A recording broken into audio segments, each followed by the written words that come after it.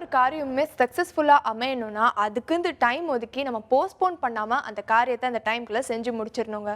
But நிறைய பேர் இந்த விஷயத்தில் சிரமப்படுறாங்க. டைமை எப்படி மேனேஜ் பண்ணணுன்ட்டு தெரியறதில்ல. ஸோ அப்படிப்பட்ட டைமை நம்ம அன்றாட வாழ்க்கையில் ஒரு காரியத்துக்குமே எப்படி மேனேஜ் பண்ணணும் அப்படிங்கிறத பற்றி தீர்வுகள் நிகழ்ச்சியில் திரு லேனா தமிழ்வாணன் அவர்கள் பேசியிருக்காரு. அதை நம்ம இப்போ பார்க்கலாம்.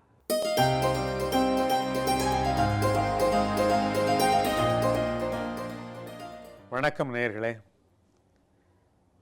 பல பேர் சொல்லுகிற விஷயம், பல சாதனையாளர்கள் கூட சொல்லுகிற விஷயம், என்னால் விடிகாலை எழுந்திருக்கவே முடியாது.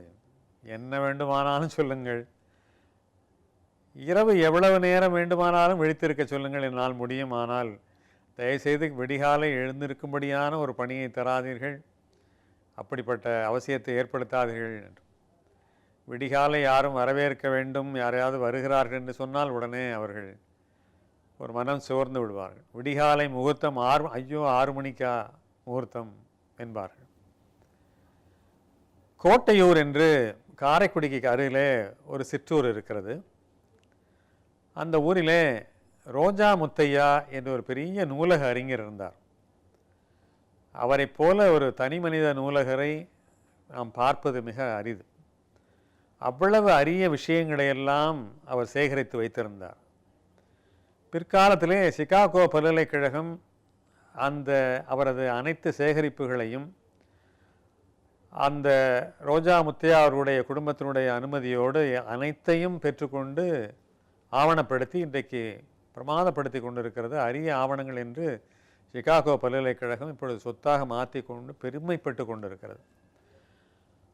அந்த நூலக அறிஞர் ஒரு முறை சொல்லியிருக்கிறார், விடிகாலை எழுந்தவர்கள் வாழ்க்கையில் தோற்றதாக நான் பார்த்ததே கிடையாது என்று ஒரு அனுபவ மொழியாக அவர் சொல்லியிருக்கிறார். நீங்கள் இனிமேல் உங்களுடைய வட்டத்தில் உன்னித்து பாருங்கள், விடிகாலை எழுகிறவர்கள் யாராவது வாழ்க்கையிலே தோற்று போயிருக்கிறார்களா என்று பார்த்தால் கிட்டத்தட்ட நூலக அறிஞர் ரோஜா முத்தையாவுடைய கருத்தோடு நீங்களும் நிச்சயமாக ஒத்துப்போவீர்கள். கிராமங்களிலே இந்த நாவல் பழ காலத்திலோ, மாம்பழ காலத்திலோ, புளியம்பழ காலத்திலோ, அல்லது மற்ற மரங்களிலிருந்து உதிர்கிற ஏதோ வகை பழங்கள் காலத்திலோ அந்த ஊரில் இருக்கிற கிராமத்து சிறுவர்கள் எல்லாம் மற்ற நாட்களில் எப்படி எந்திரிப்பார்களோ தெரியாது, அந்த விடிகாலில் எழுந்து அனைவரும் அந்த மரங்களை நோக்கி ஓடி போய் தேடி எடுத்து பழங்களை அள்ளி வருவார்கள். ஆங்கிலத்திலே இதை ஒரு நாகரிகமான ஒரு வார்த்தையாக சொல்வார்கள். ஏர்லி பேர்ட் கேச்சஸ் த worm என்று சொல்வார்கள்.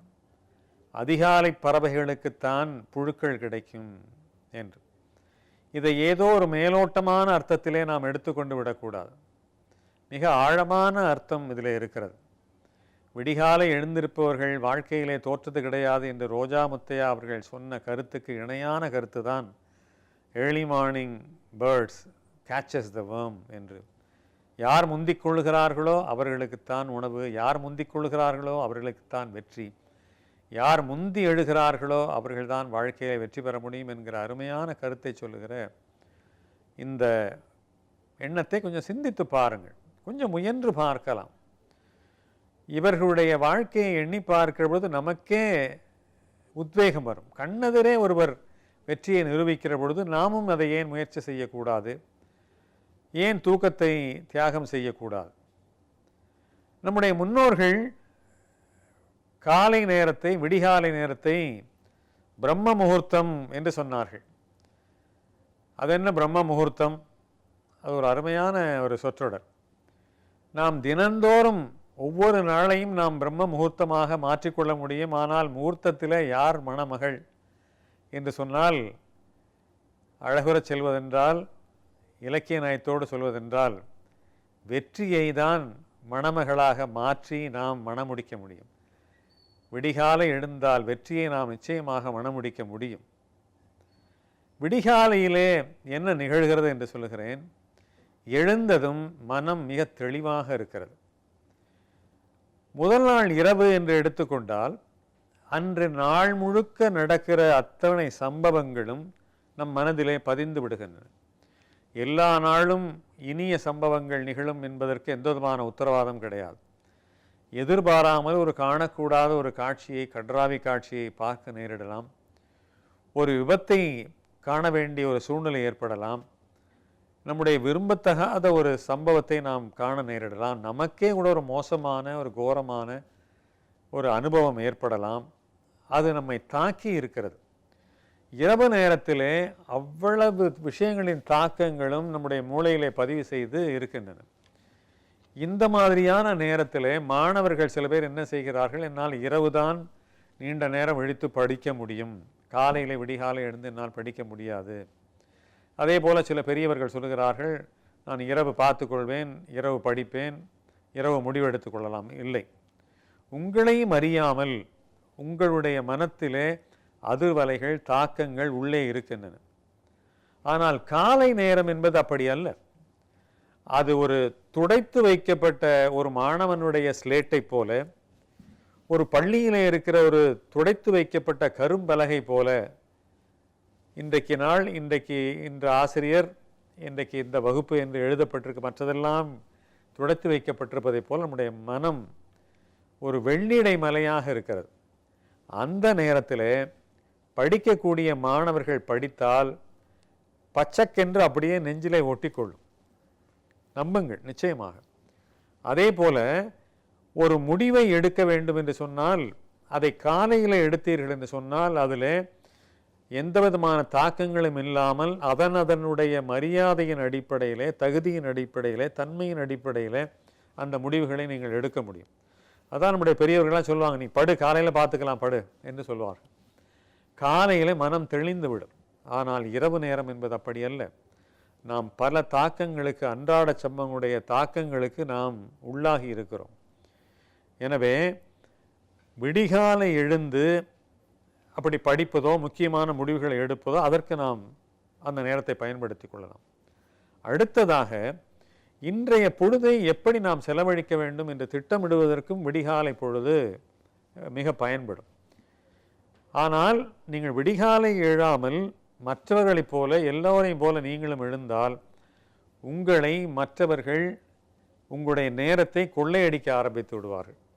நீ அதை செய், இதை செய் என்பார்கள். அல்லது தொலைபேசி அழைப்பு வரும், அல்லது பார்வையாளர்கள் வருவார்கள், வாயில் மணி அடிக்கும். நீங்களாக இருக்க முடியாது. ஆனால் விடிகாலை நேரத்தில் நீங்களாக இருப்பீர்கள். ஊர் எழுவதற்கு முன்பாக நீங்கள் எழுந்து விட்டால் அந்த கிடைக்கக்கூடிய நேரம் என்பது உங்களுடைய நேரம்.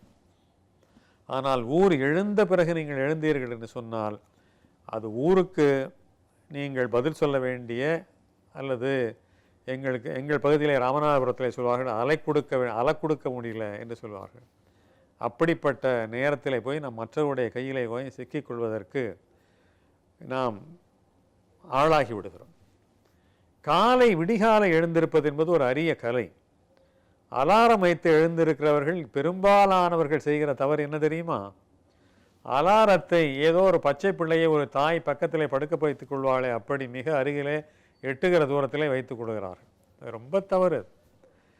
ஒரு அலாரம் என்பது நாம் படுத்திருக்கக்கூடிய அறையினுடைய வெகு மூலைக்கு அந்த அலாரம் செல்ல வேண்டும்.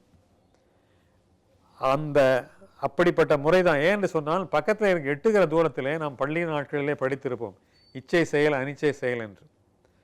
அந்த இச்சை செயல் இருக்கிறதே, அது நாம் விரும்பி செய்வது. அனிச்சை செயல் என்பது தானாக நடப்பது.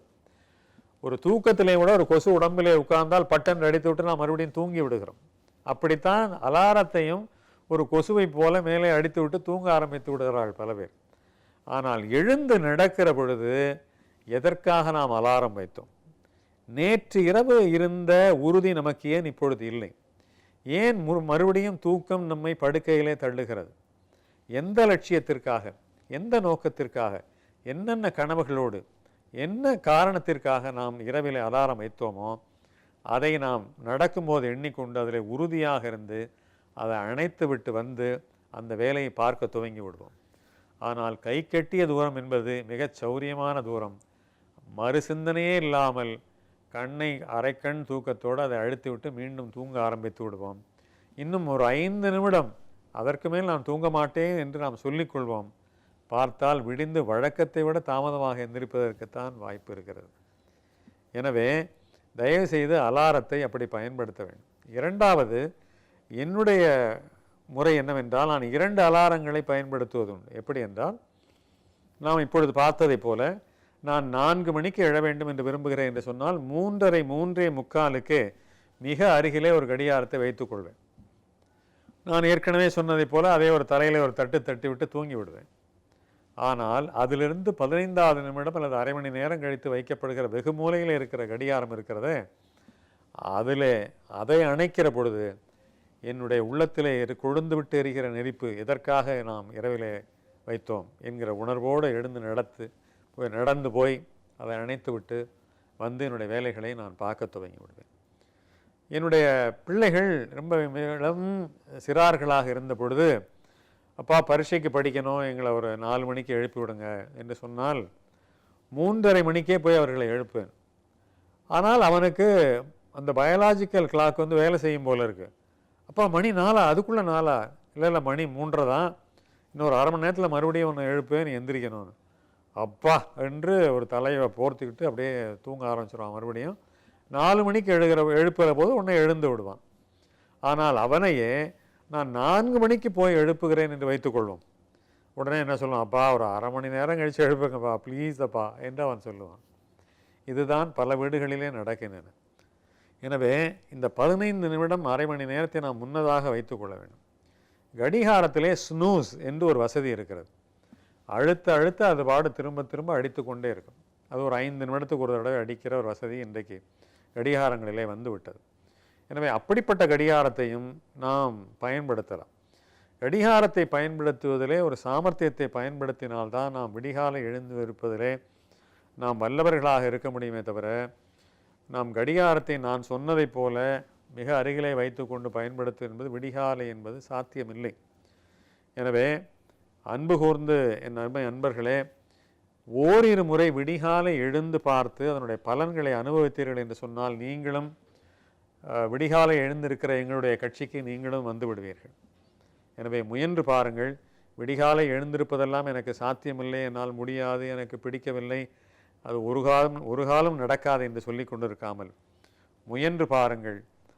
தீர்வாக சொல்லுகிறேன், நிச்சயமாக ஒவ்வொருவரும் விடிகாலை எழுந்து அந்த அருமையான நேரத்தை பயன்படுத்தி கொண்டால் வாழ்க்கையிலே மகத்தான முன்னேற்றங்கள் வரும் என்பதை என்னால் உறுதியாக உங்கள் மத்தியிலே பதிவு செய்ய முடியும்.